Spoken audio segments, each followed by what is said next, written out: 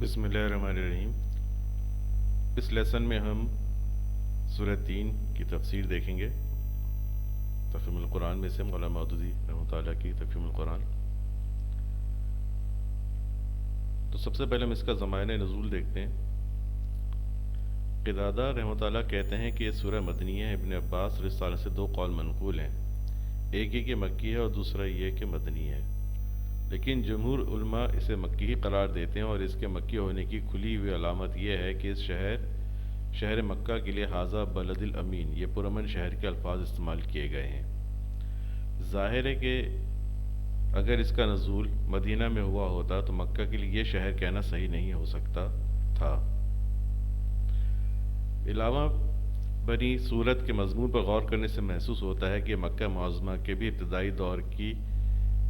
نازل شدہ صورتوں میں سے ہے، کیونکہ اس میں کوئی نشان اس امر کا نہیں پایا جاتا کہ اس زمانے کے نزول کے وقت کفر اور اسلام کی کشمکش برپا ہو چکی تھی،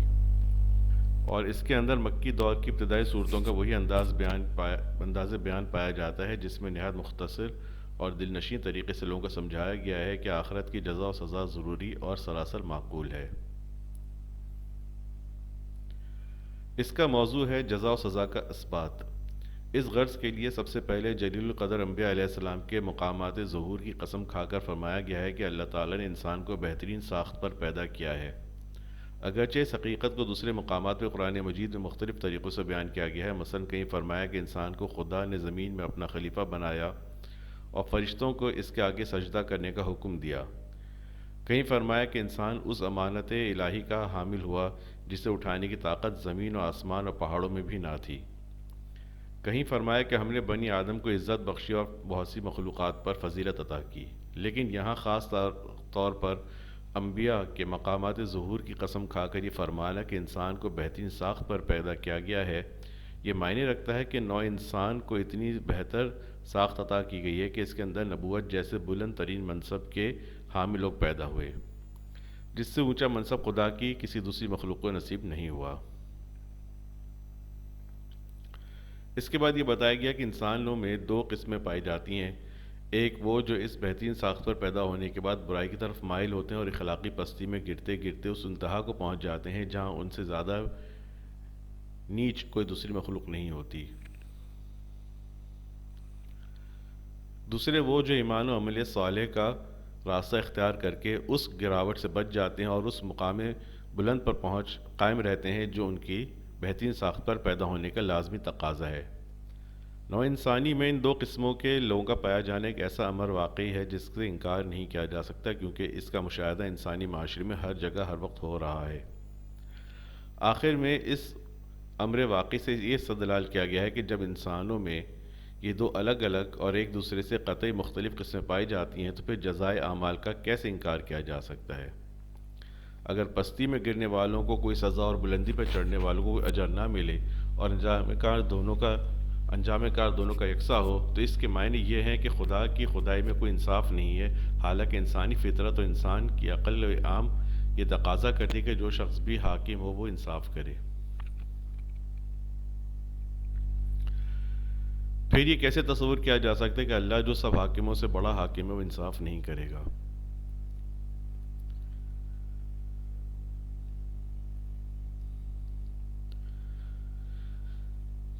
تو سب سے پہلے تو ہم یہ دیکھتے ہیں کہ یہ تین اور زیتون سے کیا مراد ہے۔ اس کی تفسیر میں مفسرین کے درمیان بہت اختلاف ہوا ہے۔ حسن بصری، اکرمہ، عطا، جابر، مجاہد اور ابراہیم نخعی رحمۃ اللہ اجمعین کہتے ہیں کہ انجیر سے مراد یہی انجیر ہے جسے لوگ کھاتے ہیں، اور زیتون بھی یہی زیتون ہے جس سے تیل نکالا جاتا ہے۔ ابن ابی حاتم اور حاکم نے ایک قول حضرت عبداللہ بن عباس سے بھی اس کی تائید میں نقل کیا ہے، اور جن مفسرین نے اس تفسیر کو قبول کیا ہے انہوں نے انجیر اور زیتون کے خواص اور فوائد بیان کر کے یہ رائے ظاہر کی ہے کہ اللہ تعالیٰ نے انہی خوبیوں کی وجہ سے ان دونوں پھلوں کی قسم کھائی ہے۔ اس میں شک نہیں کہ ایک عام عربی داں تین اور زیتون کے الفاظ سن کر وہی معنی لے گا جو عربی زبان میں معروف ہیں، لیکن دو وجوہ ایسی ہیں جو یہ معنی لینے میں معنی ہیں۔ ایک یہ کہ آگے طور سینہ اور شہر مکہ کی قسم کھائی گئی ہے، اور دو پھلوں کے ساتھ دو مقامات کی قسم کھانے میں کوئی مناسبت نظر نہیں آتی۔ دوسرے ان چار چیزوں کی قسم کھا کر آگے جو مضمون بیان کیا گیا اس پر طور سینہ اور شہر مکہ کی تو دلالت کرتے ہیں، لیکن یہ دو پھل اس پر دلالت نہیں کرتے۔ اللہ تعالیٰ نے قرآن مجید میں جہاں بھی کسی چیز کی قسم کھائی ہے اس کی عظمت یا اس کے منافع کی بنا پر نہیں کھائی، بلکہ ہر قسم اس مضمون پر دلالت کرتی ہے جو قسم کھانے کے بعد بیان کیا گیا ہے۔ اس لیے ان دونوں پھلوں کے خواص کو وجہ قسم قرار نہیں دیا جا سکتا۔ بعض دوسرے مفسرین نے تین اور زیتون سے مراد بعض مقامات لی ہیں۔ کعب، قتادہ، ابن زید کہتے ہیں کہ تین سے مراد دمشق اور زیتون سے مراد بیت المقدس ہے۔ ابن عباس رضی اللہ عنہ کا ایک قول، ابن جریر، ابن ابی حاتم اور ابن مردویہ سے یہ نقل کیا ہے کہ تین سے مراد نوح علیہ السلام کی وہ مسجد ہے جو انہوں نے جودی پہاڑ پر بنائی تھی، اور زیتون سے مراد بیت المقدس ہے۔ لیکن وہ تین و زیتون کے الفاظ سن کر یہ معنی ایک عام عرب کے ذہن میں نہیں آ سکتے تھے، اور نہ یہ بات قرآن کے مخاطب اہل عرب میں معروف تھی کہ تین و زیتون مقامات کے نام ہیں۔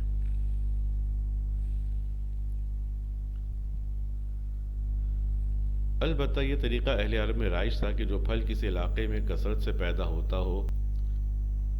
اس علاقے کو وہ بسا اوقات اس پھل کے نام سے موسوم کر دیتے تھے۔ اس محاورے کے لحاظ سے تین زیتون کے الفاظ کا مطلب ان پھلوں کی پیداوار کا علاقہ ہو سکتا ہے،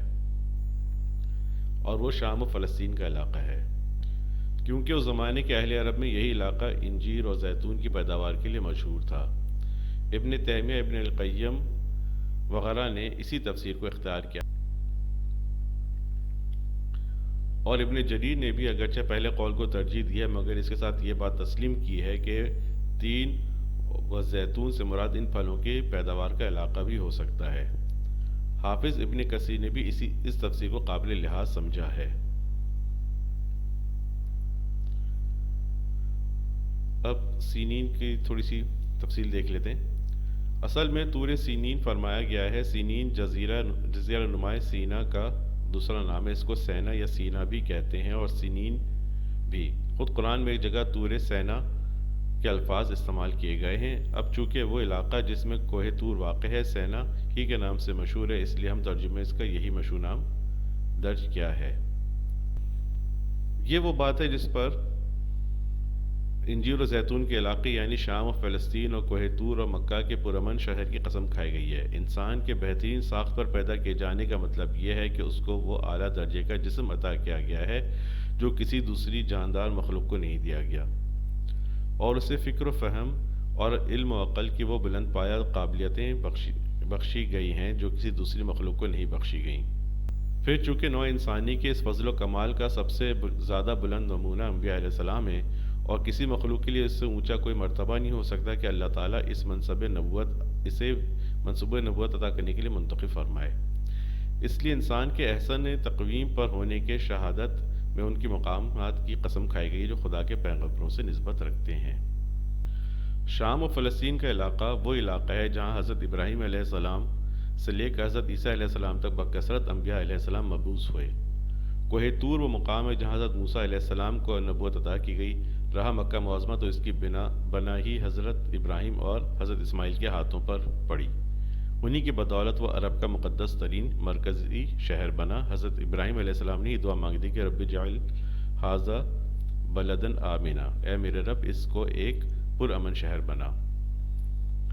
اور اسی دعا کی برکت تھی کہ عرب میں ہر طرف پھیلی ہوئی بدامنی کے درمیان صرف یہی ایک شہر 2500 سال سے امن کا گہوارہ بنا ہوا تھا۔ بس کلام کا مقصود یہ ہے کہ ہم نے نوع انسانیوں کو ایسی بہترین ساختوں بنایا کہ اس میں نبوت جیسے عظیم مرتبے کے حامل انسان پیدا ہوئے۔ مفسرین نے بالعموم اس کے دو معنی کیے ہیں، ایک یہ کہ ہم نے اسے ارذل العمر یعنی بڑھاپے کی ایسی حالت کی طرف پھیر دیا جس میں وہ کچھ سوچنے سمجھنے اور کام کرنے کے قابل نہ رہا، دوسرے یہ کہ ہم نے اسے جہنم کے سب سے نیچے درجے کی طرف پھینک دیا، یعنی کہ رد اسفل سافلین کی تفسیر میں آ رہا ہے۔ لیکن یہ دونوں معنی مقصود کلام کے لیے دلیل نہیں بن سکتے، جسے ثابت کرنے کے لیے صورت نازل ہوئی۔ صورت کا مقصود جزا و سزا کے برحق ہونے پر استدلال کرنا ہے۔ اس پر نہ یہ بات دلالت کرتی کہ انسان میں سے بعض لوگ بڑھاپے کی انتہائی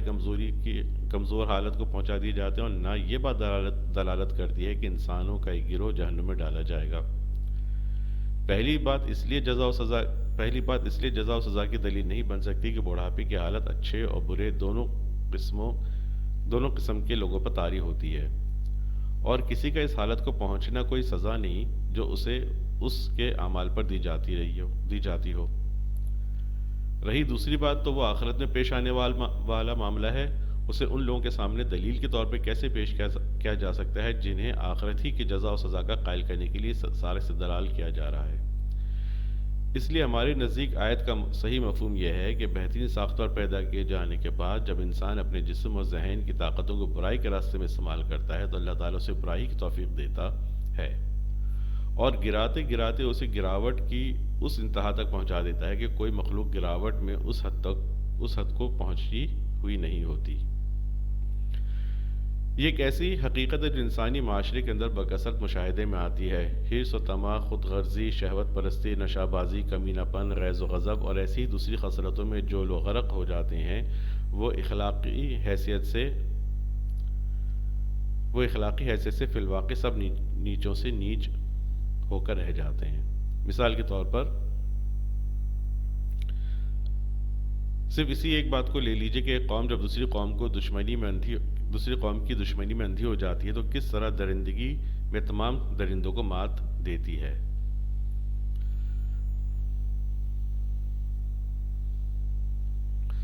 درندہ تو صرف اپنی غذا کے لیے کسی جانور کا شکار کرتا ہے، جانوروں کا قتل عام نہیں کرتا، مگر انسان خود اپنے ہی ہم جنس انسانوں کا قتل عام کرتا ہے۔ درندہ صرف اپنے پنجوں اور دانتوں سے کام لیتا ہے۔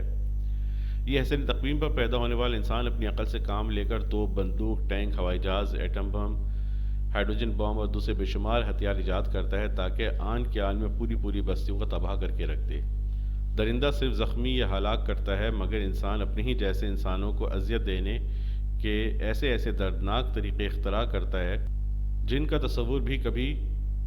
کسی درندے کے دماغ میں نہیں آ سکتا۔ جن مفسرین نے اسفل سافلین سے مراد بڑھاپے کی وہ حالت دی جس میں انسان اپنے ہوش حواس کھو بیٹھتا ہے، تو اس آیت کا مطلب یہ بیان کرتے ہیں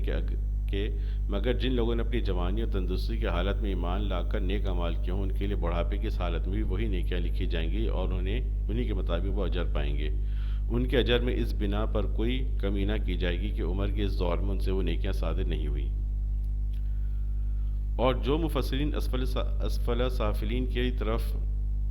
پھیرے جانے کا مطلب جہنم کے ادنا ترین درجے میں پھینک دیا جانا لیتے ہیں، ان کے نزدیک اس آیت کے معنی یہ ہے کہ ایمان لا کر عمل صالح کرنے والے لوگ اس سے مستثنیٰ ہیں، وہ اس درجے کی طرف نہیں پھیرے جائیں گے بلکہ ان کو وہ اجر ملے گا جس کا سلسلہ کبھی منقطع نہ ہوگا۔ لیکن یہ دونوں معنی اس استدلال سے مناسبت نہیں رکھتے جو جزا و سزا کے برحق ہونے پر اس صورت میں کیا گیا ہے۔ ہمارے نزدیک آیت کا صحیح مطلب یہ ہے کہ جس طرح انسانی معاشرے میں یہ عام مشاہدے کی بات ہے کہ اخلاقی پستی میں گرنے والے لوگ گرتے گرتے سب نیچوں سے نیچے پہنچ جاتے ہیں، اسی طرح یہ بھی ہر زمانے کا عام مشاہدہ ہے کہ جو لوگ خدا اور آخرت اور رسالت پر ایمان لائے اور جنہوں نے اپنی زندگی عمل صالح کے سانچے میں ڈھال لی وہ اس پستی میں گرنے سے بچ گئے اور اسی حسن تقویم پہ قائم رہے جس پر اللہ تعالیٰ نے انسان کو پیدا کیا تھا، اس لیے وہ اجر غیر ممنون کے مستحق ہیں، یعنی ایسے اجر کہ جو نہ ان کے استحقاق سے کم دیا جائے گا اور نہ اس کا سلسلہ کبھی منقطع ہوگا۔ دوسرا ترجمہ اس آیت کا یہ بھی ہو سکتا ہے کہ پس ہے انسان اس کے بعد کیا چیز تجھے جزا و سزا کو جھٹلانے پر آمادہ کرتی ہے۔ دونوں صورتوں میں مدعا ایک ہی رہتا ہے، یعنی جب بات اعلانیہ انسانی معاشرے میں نظر آتی ہے، بہترین ساختہ پیدا کی ہوئی نوع انسانی میں سے ایک گروہ پر اخلاقی پستی میں گرتے گرتے سب نیچوں سے نیچ ہو جاتا ہے اور دوسرا گروہ ایمان صالح اختیار کر کے اس گراوٹ سے بچا رہتا ہے، اسی حالت پر قائم رہتا ہے جو کہ بہترین ساخت پر انسان کے پیدا کیے جانے سے مطلوب تھی، تو اس کے بعد جزا و سزا کو کیسے جھٹلایا جا سکتا ہے؟ کیا عقل یہ کہتی ہے کہ دونوں قسم کے انسانوں کا انجام یکساں ہو؟ کیا انصاف یہی کہ چاہتا ہے کہ نہ اسفل سافلین میں گرنے والوں کو کوئی سزا دی جائے اور نہ اس سے بچ کر پاکیزہ زندگی اختیار کرنے والوں کو کوئی جزا؟ یہی بات دوسرے مقامات میں قرآن میں اس طرح فرمائی گئی،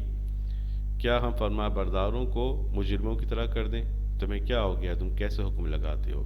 سورہ القلم آیت 35 اور 36۔ اور کیا برائیوں کا ارتکاب کرنے والوں نے یہ سمجھ رکھا ہے کہ ہم انہیں ان لوگوں کی طرح کر دیں گے جو ایمان لائے اور جنہوں نے نیک عمل کیے، دونوں کی زندگی اور موت یکساں ہو؟ بہت برے حکم ہیں جو یہ لوگ لگاتے ہیں۔ سورہ الجاثیہ آیت نمبر 21۔ یعنی جب دنیا کے چھوٹے چھوٹے حاکموں سے بھی تم یہ چاہتے ہو اور یہ توقع رکھتے ہو کہ وہ انصاف کریں اور مجرموں کو سزا دیں اور اچھے کام کرنے والوں کو صلہ و انعام دیں، تو خدا کے متعلق تمہارا کیا خیال ہے؟ کیا وہ سب حاکموں سے بڑا حاکم نہیں؟ اگر تم اس کو سب سے بڑا حاکم مانتے ہو تو کیا اس کے بارے میں تمہارا یہ خیال ہے کہ وہ انصاف نہ کرے گا؟ کیا اس سے تم یہ توقع رکھتے ہو کہ وہ برے اور بھلے کو ایک جیسا کر دے گا؟ کیا اس کی دنیا میں بدترین افعال کرنے والے اور بہترین کام کرنے والے دونوں مر کر خاک ہو جائیں گے اور کسی کو نہ بدعمالیوں کی سزا ملے گی نہ حسن عمل کی جزا؟ امام احمد، ترمذی، ابو داؤد وغیرہ نے حضرت ابو ہریرہ رضی اللہ عنہ سے یہ روایت نقل کی ہے کہ رسول اللہ صلی اللہ علیہ وسلم نے فرمایا، جب تم میں سے کوئی سورہ والتین و زیتون پڑھے اور الیس اللہ بأحکم الحاکمین پہنچے تو کہے بلا وانا علی ذالک من الشاہدین، ہاں اور میں نے اس پر شہادت دینے والوں میں سے ہوں۔ بعض روایت میں آیا کہ حضور صلی اللہ علیہ وسلم نے جب آیت پڑھتے تو فرماتے سبحانک فبلا۔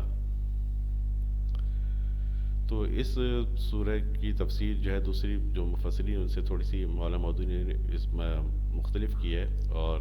بات عقلاً سمجھ میں بھی آتی ہے کہ ظاہر سی بات ہے کہ جو قرآن کے اندر سارا موضوع یہی ہے کہ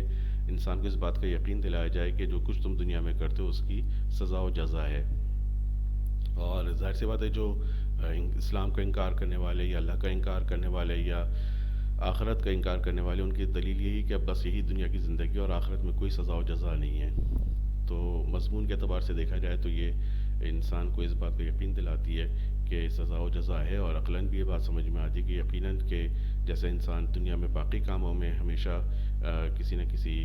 پنشمنٹ اور کسی نہ کسی ریوارڈ کا ایکسپیکٹیشن رکھتا ہے کہ اپنے عمل کے مطابق، تو ایسا کیسے ہو سکتا ہے کہ دنیا میں اچھے اور برے انسان برابر ہو جائیں؟ اگر ان کا سارا معاملہ صرف دنیا کی حد تک ہے تو دنیا میں تو ہم یہ دیکھتے ہیں کہ برے لوگ بھی بہت فائدے میں اور بہت اچھے لوگ بھی بہت نقصان میں بھی ہو سکتے ہیں۔ تو اس کا مطلب ہے کہ مرنے کے بعد یقینی طور پہ کوئی سزا و جزا کا معاملہ ضرور ہے۔